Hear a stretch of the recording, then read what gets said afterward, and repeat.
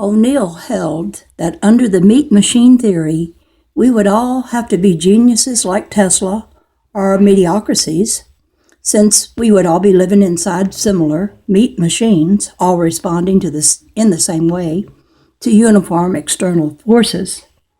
This was not the situation, so O'Neill flatly regarded the meat machine theory as disproved and went on to his next point. He rather chided Tesla for failing to be frank with him, claiming that Tesla was afraid to discuss certain strange and supernormal experiences for fear of being misunderstood and ridiculed. Then he went further and challenged Tesla to someday open up and talk about those closeted experiences to one who would not fail to understand him, namely John J. O'Neill.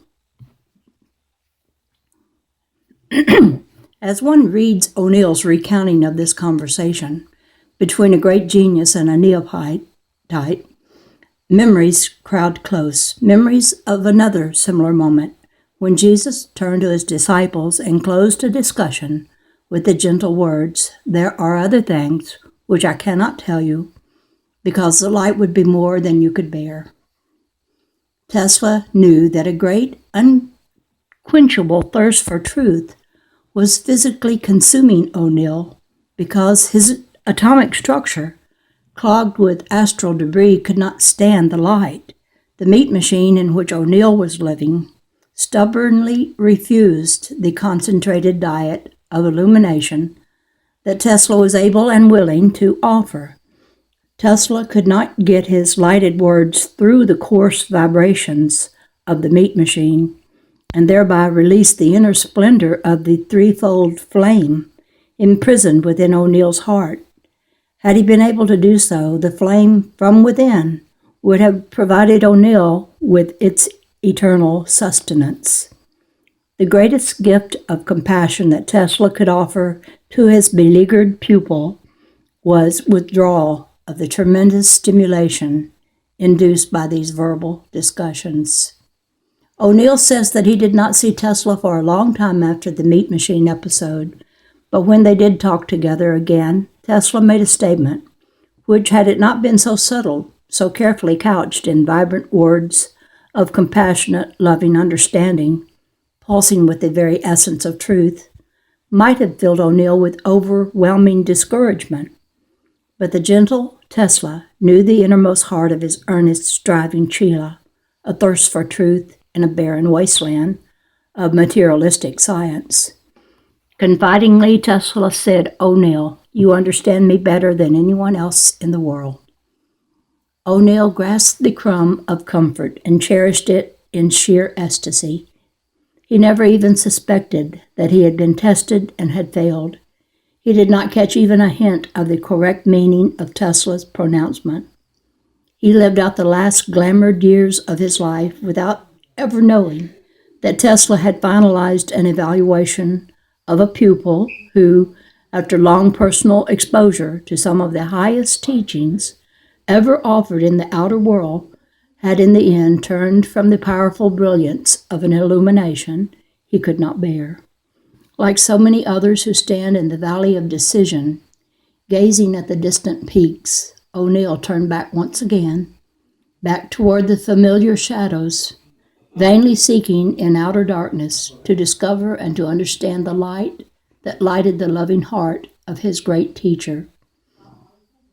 O'Neill, like all materialists who dread to face facts, had a way of reversing higher truths. He claimed that he was the one with occult understanding and that Tesla was the materialist, thus freeing himself from any obligation to listen to Tesla with serious intent and an open mind. When Tesla told him the story of the dove, O'Neill jumped to the conclusion that Tesla was a frustrated romanticist. O'Neill could not find any suitable explanation for the great beams of dazzling light that came from the eyes of the dove during the farewell. So he just mentioned the incident and ignored its meaning. Later, when he wrote Prodigal Genius, he related the story in a manner which indicated he had entirely missed its profundity. He even went so far as to state it was Tesla who did not understand the symbolism of the dove. As the years passed and O'Neill's book was read more and more widely, the story of the dove's farewell became almost a source of embarrassment in many quarters. Many of the more materialistic scientists privately expressed the opinion that Tesla should have stuck to his laboratory and not messed around with pigeons, especially one certain pigeon. It was even suggested that Tesla had fabricated the story and was just having fun in relating it to O'Neill. But in 1956, many electrical engineering groups in the United States prepared to honor Tesla by observing the 100th anniversary of his birth. The White Dove chose this occasion to prove herself. One evening, an anniversary committee member was in his home preparing some publicity for the forthcoming Tesla observance. Suddenly, he was startled by an object alighting on a windowsill near him. As he looked at it, he realized that it was Tesla's dove. At that instant, great dazzling rays of light came from the eyes of the dove, powerful, blinding light more intense than Tesla had ever produced in a laboratory. For a few minutes at least on that evening in 1956, Tesla's white dove returned into manifestation.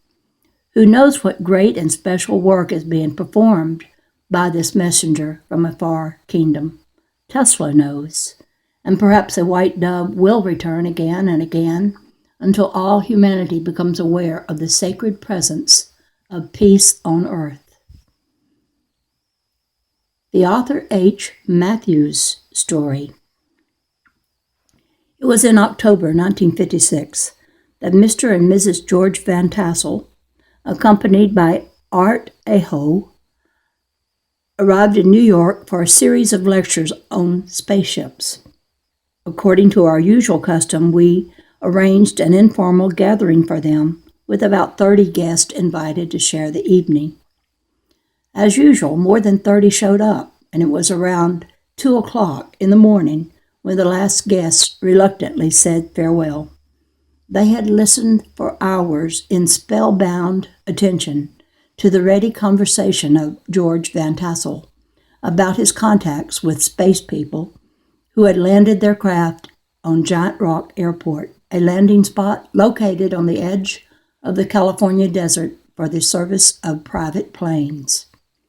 George Van Tassel, a former pilot and first flight test technician, had leased the lonely spot shortly after World War II. He was settled there when Kenneth Arnold made his famous sighting of 9 flying saucers skimming over mountains in the state of Washington, a sighting which brought the subject of spaceships to the attention of the entire world. The Van Tassel family had moved to Giant Rock and lived on the desert nearly 8 years before the space people finally landed a craft late one night on the airport strip. They awakened Mr. Van Tassel, invited him aboard the craft to inspect it, and then arranged for additional contacts by beamed facilities. Over a period of months, he learned to use the beam, recording their messages and publishing the material received in a little magazine called Proceedings. The space people, in addition to giving a digest of their philosophy, also gave practical instructions for the building of equipment which they said could be used in the Aquarian age. They told him how to construct a small metal antenna device in the center of a dry desert spot of sand near his living quarters. Although no rain falls during many months and the desert sun beats down without respite, the little metal post keeps a large circular area sufficiently damp for a vegetable garden to flourish. The main piece of equipment suggested to Van Tassel by the space people is to be used for health purposes, and its design is now almost completed. Each part must be made by hand, and the entire unit is to be housed in a domed wooden structure built without the use of any metal. Even wooden pegs must be utilized in place of nails. A person may sit comfortably within the unit for a few minutes, permitting the vibrations to act upon the atoms of the body. This action raises the vibrations of the 4 lower bodies of an individual, freeing the atomic structure of astral debris and permitting electrons to return to their proper orbits and atoms to increase their rate of revolution. Van Tassel first built a small model and found that an injured lizard, its head smashed, returned to normal and crawled away, completely healed, after a brief period in the unit. From the description, this mechanism seemed to be another piece of New Age machinery designed to push forward Ascended Master Saint Germain's program to abolish the concept of sickness and death from this planet. A unit of this sort could be utilized by anyone from time to time and would gradually accustom the individual to live in a high-frequency body. In the July 1956 issue of Proceedings, published by Van Tassel, he carried a remarkable story of some trips he had made in projected consciousness to an Air Force base located in the far north. There he found a mountain surrounded by barbed wire and some armed guards, and inside the mountain were great caverns filled with a vast amount of machinery, together with a modern workshop that was humming with activity. Van Tassel said that many of the machines were stored there by earlier civilizations, some dating back to Lemuria and Atlantis. It is a well-known fact among occultists that when Sanat Kumara ordered the submerging of Lemuria and Atlantis, he directed that those lands first be stripped of all valuable machinery, gold, gems, and all records, and these items were stored in mountain caverns in various parts of the world. Several of these storage caves exist in the United States. Many are in South America. All of them are carefully guarded by the hierarchy and protected with a wall of light. It is utterly impossible for anyone to gain entrance to one of these caverns unless the hierarchy wishes that to happen in order to serve some phase of the divine plan. If the cavern in the far north was discovered by our government forces, it was a planned discovery arranged by the hierarchy. In this case, it was arranged in order to cast the burden of guilt on those government authorities who insist that flying saucers do not exist, that they are weather balloons, or as one brainy scientist claims, temperature inversions. Someday, it will be revealed that during the years when the government tried to maintain this phony screen of secrecy around flying saucers, that high brass within the military forces, supported by American taxpayers, were in full possession of complete information on flying saucers from outer space and on flying saucers stored in caverns by earlier civilizations. All of this information was withheld from the public because from the beginning of the present flying saucer era, the space people made it abundantly clear to all government leaders throughout the world that they had come to the earth to abolish war first and to establish a new way of life after the house cleaning. Naturally, if there is to be no war, there will be no need for a military machine. Militarist and allied bureaucrats, supported by captive taxpayers, under constant threat of penalties for non-payment of taxes, have known for years that the space people plan to eliminate the military at the first opportunity. Okay, get out of here. Baby, stop it. Stop it. Dang it. Oh. And don't come back. Can't get anything done sometimes for dogs. Okay, let's try to start this again. Naturally, if there is to be no war, there will be no need for a military machine. Militarist and allied bureaucrats, supported by captive taxpayers, under constant threat of penalties for non-payment of taxes, have known for years that the space people plan to eliminate the military at the first opportunity. The space people have been most considerate about the whole matter. They said bluntly but firmly, if you cannot see your way clear to peaceful living without some sort of national defense, then use the Tesla anti-war machine during this interim period when new international and interplanetary relationships are being adjusted. You men of Earth have no time to waste in fighting and building up weapons. You must live abundantly and have plenty of leisure time in which to study and prepare yourselves for the higher path of evolution which you must pursue. Use machines such as the Tesla anti-war machine to automatically serve you. Do not use human bodies and souls for defense, for you are only adding to your already overwhelming load of karma by so doing. Many years ago, the disciples of Master Saint Germain were informed by the great adept himself that large numbers of spaceships were stored away in various caverns dating back to Lemurian and Atlantean manufacture, and that these ships could be reconditioned and put into service as soon as the general public could grasp the significance of Aquarian age plans.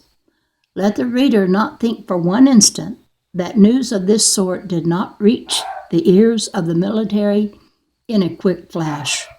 Saint Germain was well aware, even when he gave the information, that the dark forces had their spies right within the group of disciples of the light. The modern Judas type is extremely active. Every military group in the world today is riddled with members of the dark forces pledged to serve the cause of ignorance, savagery, war, and confusion. Originally, churchianity was the center for dark force activity, and later the political and economic arenas served as a focus for evil.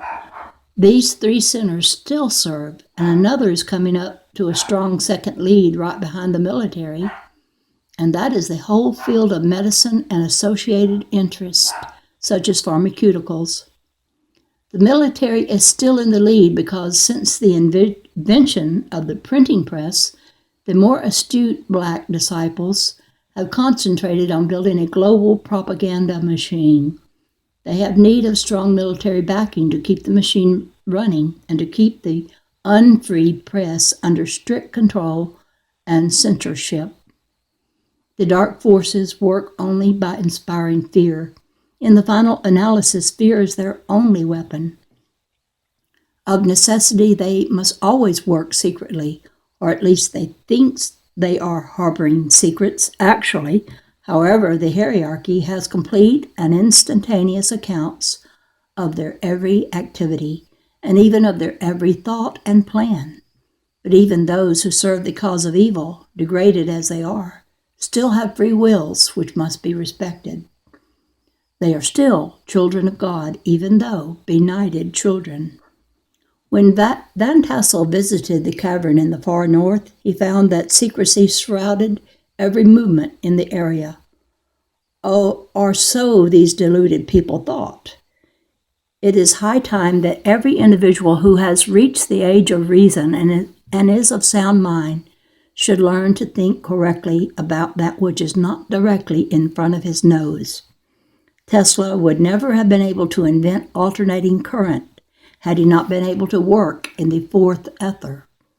There's nothing mystical about working with gas, which may be invisible to the average human eye. Therefore, why should anyone hesitate to work with physical matter, which is one grade finer than gas? And why should anyone be considered lunatic who can project his consciousness into areas where he cannot conveniently take his physical body? The guards in the cavern, according to Van Tassel, were psychically aware of his presence in that they sensed something unusual. They were extremely tense and suspicious. He said the people working in the cavern had the finest equipment, including the latest electronic and magnetic devices. The cavern was well lighted, heated, and ventilated. All machine parts were covered so that no person could see any assembly except the one he was working on.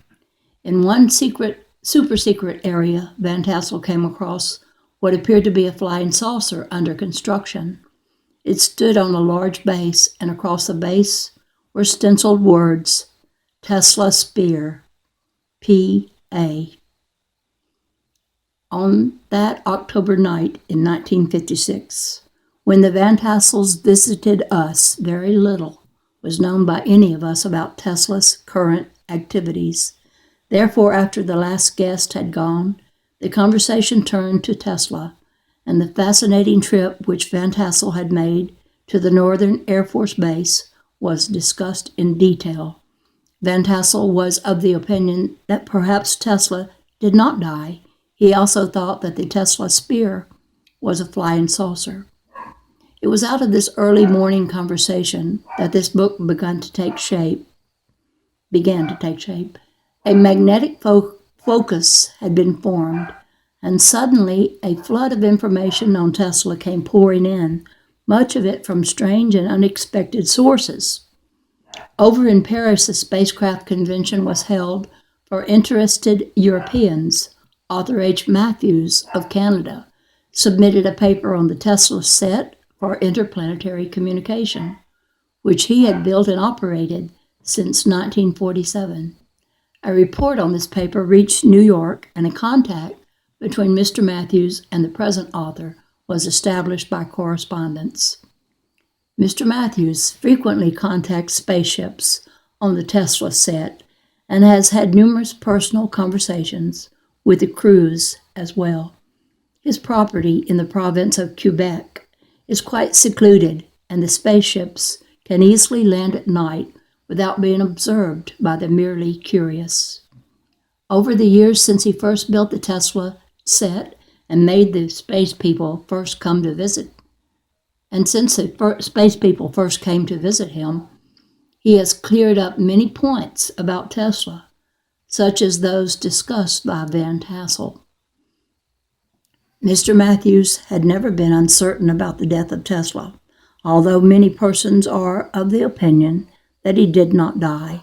Probably this doubt is stimulated by the fact that both Tesla and the White Dove have continued their work in Shambhala in their subtle bodies, and many people intuitively feel that they are still here. Apparently, the White Dove does manifest from time to time. Recently, there was an interesting experience reported where two white doves, not pigeons, flew into a tree and perched there for a brief period, where they were observed by persons who had just completed some work on a Tesla project. This happened in an area where doves had not been seen for more than a quarter of a century. If Tesla cares to use the methods followed by adepts who are members of the spiritual hierarchy of this planet, he could lower his vibrations if necessary, and his body would appear to be physical. The masters use this method, as do adepts among space people. By lowering his vibrations, he could engage in normal physical plane activity. But since he has trained disciples in embodiment, it is not likely that he would find it necessary to perform physical plane work. Another reason why many people think that Tesla is still alive and active in a physical body is because of an unexplained incident which happened at his funeral, an incident which was extremely puzzling to the press.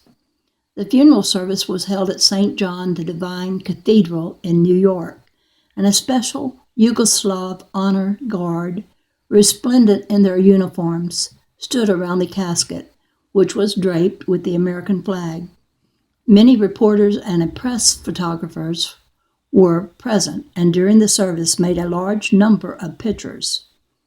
However, not a single negative turned out successfully. The cameras were focused on the casket, of course, and this entire area on each picture was blurred with what appeared to be currents of oscillating energy. Around the edges of each picture, the background of the cathedral itself was clear and in perfect focus, but not a single picture was obtained of the casket, the honor guard, nor even of the people who sat in the pews near the casket. After the service, the body was cremated. There was a rumor that the body in the casket was not that of Tesla, for that the body of Tesla had been resuscitated and that possibly removed from the casket before the funeral. But there is a more likely explanation. There have been cases where bodies of advanced disciples have been removed from the casket with angelic assistance after the casket was closed, but this was done in order to prevent the body from being buried. Since Tesla's body was cremated, this precaution against the barbarous practice of burial was unnecessary. More, Tesla's body had been used for a long time and was quite worn, so it is not likely that resuscitation would have been considered. It would be far easier to simply get a new body for him if he needs one. The probable explanation is in line with the New Age practice now being used by disciples who are ready to make their ascension, but who are tied to families and social groups whose members are less advanced in evolution and unable to understand the ascension process. If one individual in an average Orthodox family is ready for his ascension, he cannot, under ordinary circumstances, raise the vibratory action of his body and disappear. The shock would be too great to those left behind, and besides, a disappearance of this sort would result in police action and a search for the missing person. Consequently, the individual follows custom and sheds his physical body. Then he remains with the body for a few hours, and with angelic assistance he withdraws every electron, leaving only empty atomic shells. All the electrons are then recharged and returned to universal supply to be used over again. There have been many instances of this type of withdrawal in recent years, since so many disciples are completing their Earth experience and leaving this planetary classroom. In these cases, the body structure that remains after the withdrawal of the electrons is a source of puzzlement to undertakers. They cannot understand what has taken place, although they quickly realize something unusual has happened. It is probable that the process was used by Tesla. Intense angelic activity was centered around the casket, while all living electronic substance was being removed from the body, resulting in the peculiar oscillations recorded on the photographic negative. The camera is not sensitive enough to handle high frequencies. That is why an actual photograph of a master of the ageless wisdom is seldom seen, unless it is made by certain photographers in India who have special equipment.